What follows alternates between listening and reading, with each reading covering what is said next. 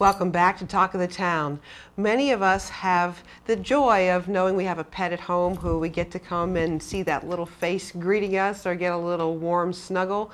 But a lot of people who are living alone or maybe in nursing homes don't have that joy. And there are people in the community who provide pet therapy to give them a sense of a companion animal. Joining us today is one of those pet therapy providers, Elizabeth Nantz. Thanks for joining us. Thank you. And who do you have with you there? Well, this is Petey. And Petey is a certified therapy dog. He is 13 years old. And we go into schools and nursing homes, and as I tell the children in schools, therapy dogs make people feel better.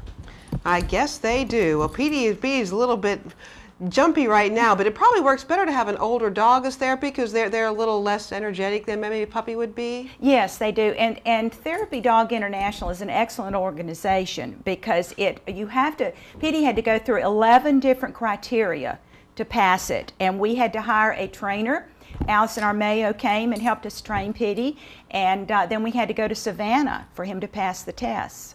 And there are 11 different things, and he passed with flying colors. Well, he looks like a good-natured guy. Yeah, he is. He's really good, and we are just so fortunate to have him. So he works with children and older adults? Yes, we go into School for the Creative Arts. We go in there I mentor children there, and then I have a program I call Rub and Read with the first graders, and we sit on the floor and on a blanket, and Petey sits between us, and they read to him and rub him. How nice. So it's a fun thing, and he's like a rock star at the school. They just absolutely adore him, and he's very, very good with them. Well, he looks like he has wise eyes, I think. You know, it looks like that he just be kind of a good listener for a dog. Well, he does. My best friend calls him an old soul, and truly he is. Let me see if I can get him up here just a little bit more, and Petey can get your picture made. Yeah. He's all right. They've seen him, so he can do whatever makes him comfortable. Yeah. So you have an interesting history of how Petey came to be with you. I do. Petey was my son's dog, and my son died 5 years ago. Oh, I'm so sorry. And thank you. And Regan was found dead in his home, and at first, when I found out the story, I thought, well, I'll have Petey put down because Petey had scavenged his body trying to stay alive. And a good friend of mine convinced me that this was not the thing to do. So we saved Petey, and little did I know that I was saving the most wonderful thing that could ever happen. He has helped us heal tremendously. He is always by my side or my husband's side. We walk and run on the beach every morning.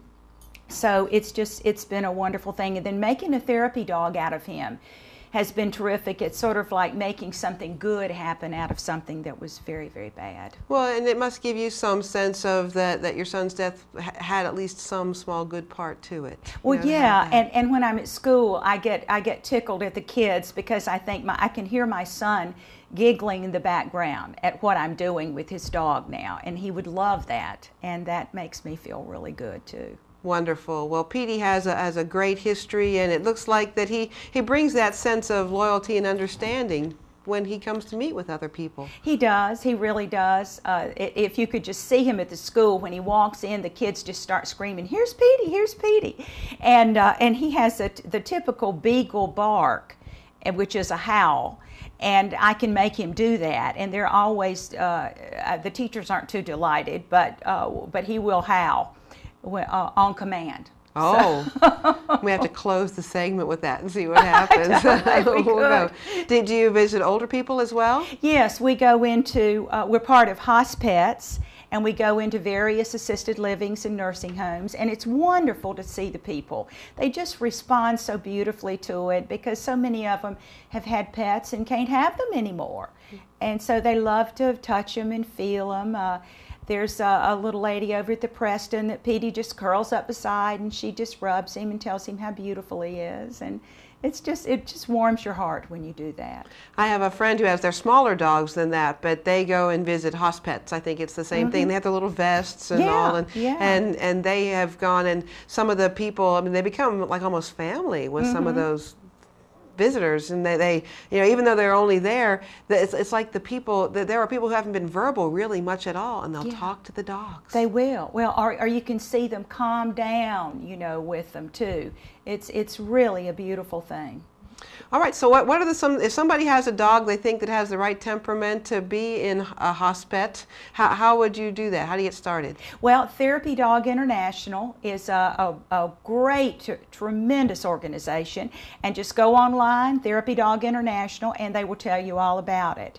PD is a member, you get a license, but it is very strict. They've got to make sure that the dog is friendly, and that's why the 11 different criteria that they have to pass. And what period of time, like from the time you decided you wanted to do it, and the trainer and all that, how long did it take to get started? It just took us a couple months, and again, it depends on the dog.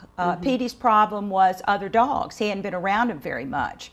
So Allison Armeo helped us socialize him more. And I will never forget when we got out for the test, there was this enormous bull mastiff right on the curb. And I'm thinking, oh boy, this is it. And Petey just sniffed him and went on. And there were about 30 dogs in the trial, and from little teeny ones to great big ones.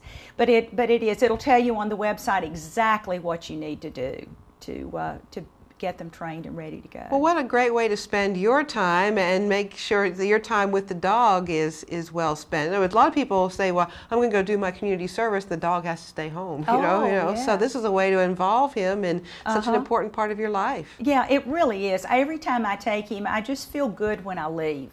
I feel like we've just done something very, very good, and that my son would be very proud. Well, I'm sure he is looking down and saying that the skills he gave Petey early on are being well used now. Well, I think so, and he's just a little bit intimidated, but maybe we'll be out soon, and you'll be okay.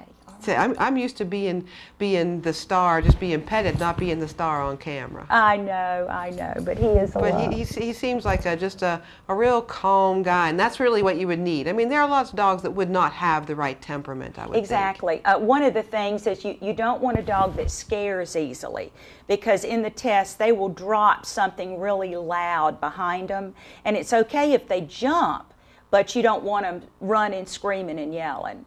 And they've also got to make sure that the dog is comfortable without you there. That's another thing. And then the regular commands, sit, stay, come, that they're not frightened of wheelchairs. Another command is leave it, so that they won't pick up any pills or anything that you might find in a nursing home. Oh, yeah, there are many, many things you can imagine you would not want them to pick up off the floor. So, yes. Leave it. Allison, she's a member of our church, and I remember meeting her one time, and she was teaching, I was telling her my dogs pull on the leash. And she said that was not their fault, that was my fault. Well, that's what we're going through right now. We have a new puppy, a new Basset Hound, because we know Petey's not going to live forever, and so we got a Basset Hound, and we're working with Allison on that. And she doesn't want to walk on the leash real well, so we're going to be trying. But Petey was very easy to train. Very easy. Well, it looks like he had a good start in life anyway. He did. He really did. Yeah, a little gray around the muzzle, but that gives him a sense of being wise. I mean, and so kids and adults alike just seem to gravitate toward them, I guess. They do. They really do. It's just a joy to watch, and we don't know what we'd have done without him. All right, we can let him down now. Yeah. If he wants, give him a cookie. He performed admirably. You think he'll bark for us? Can you make him bark? Yeah. Petey, do you love your mama? Do you love your mama? Good job. You love your mama, don't you? Love That's what the children like so much. They like to do. Well, it's easy to see. Well, Elizabeth Nantz, thank you for sharing your personal story and how you've made something bad into something so good for so many people. Well, my pleasure. And thank you, Petey, for performing well on command. That wraps up this edition of Talk of the Town. You can see us every day at 8:30 p.m. and 8:30 a.m. with stories that Hilton Head Islanders are talking about. Please join us again soon.